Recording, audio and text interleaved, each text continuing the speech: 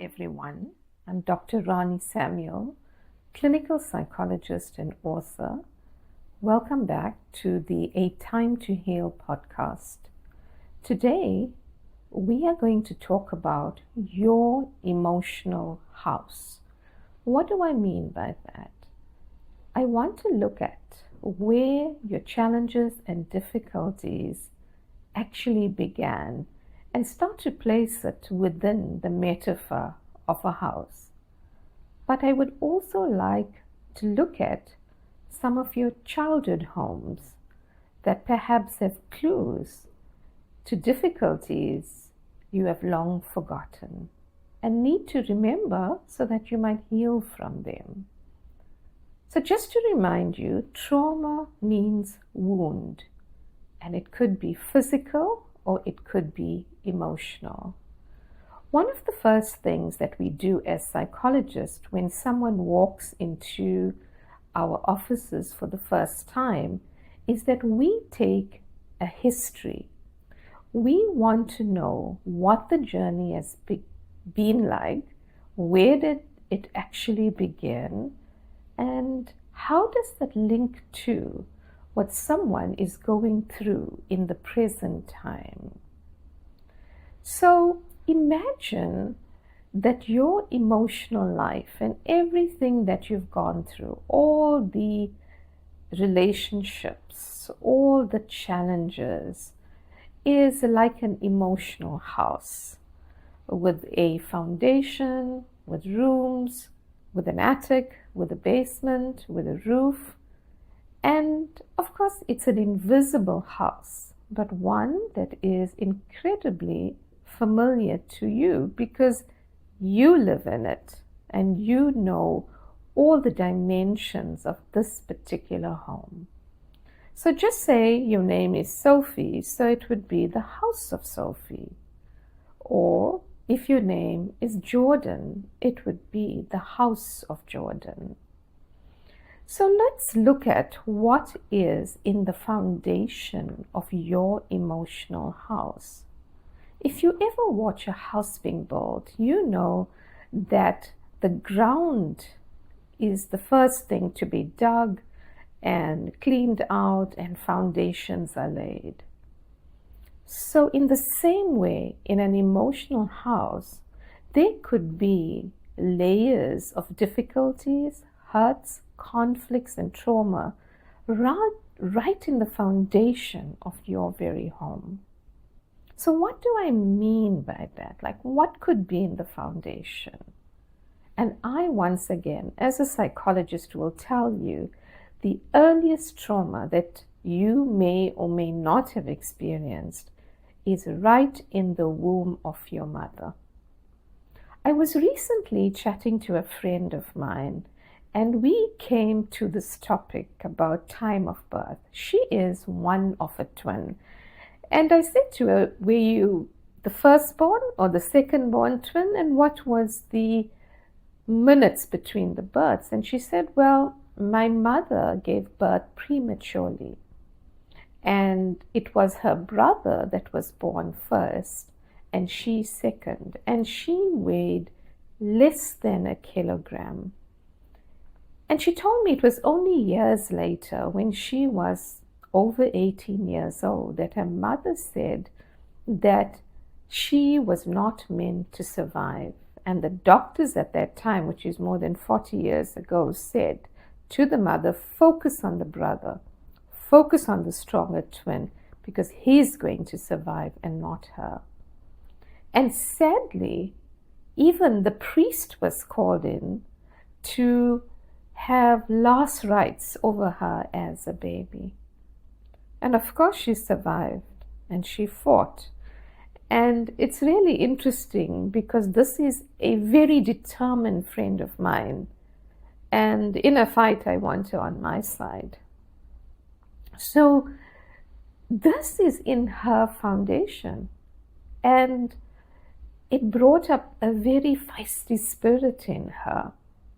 And I also think that in her life, and I said this to her, I said, God took care of you when you were most vulnerable, when you couldn't fight and you couldn't help yourself, that's when there was divine intervention and you were watched over and lovingly cared for, no matter what the priest declared over your life. So, what's hidden in the foundation of your emotional house? Is it a good solid foundation, or are the things there that, they say things that get buried in the basement? What's hidden there? Is your emotional life based on foundation that is a solid cement and brickwork? Or is your emotional life grounded in sand? That's something for you to think about. So what about the rest of this house? The structure of the house, the walls, the doors, the windows. There's a saying that goes like, if walls could speak, what story would the walls of your childhood room reveal? What would happen if we look through the windows? What would we see? Would your parents be fighting? Or would each person in this home be quite insular and hidden in their own rooms? Are there financial worries in this house? Is there always a threat of one person leaving? Is there abuse of some kind in this house? What is really interesting with many of my patients who have undergone some form of abuse in childhood is that they absolutely cannot remember, almost like the first 5 years of life.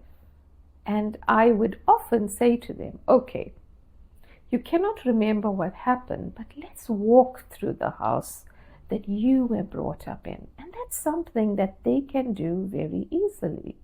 So we would go on a tour now, and I'll say, well, take me through your bedroom. What color was the curtains? What was on the walls? What were the sounds? What were the smells? Who came into that room? Did you feel safe in that room? And that's how we would uncover the story of their lives. And I found this to be a very effective tool.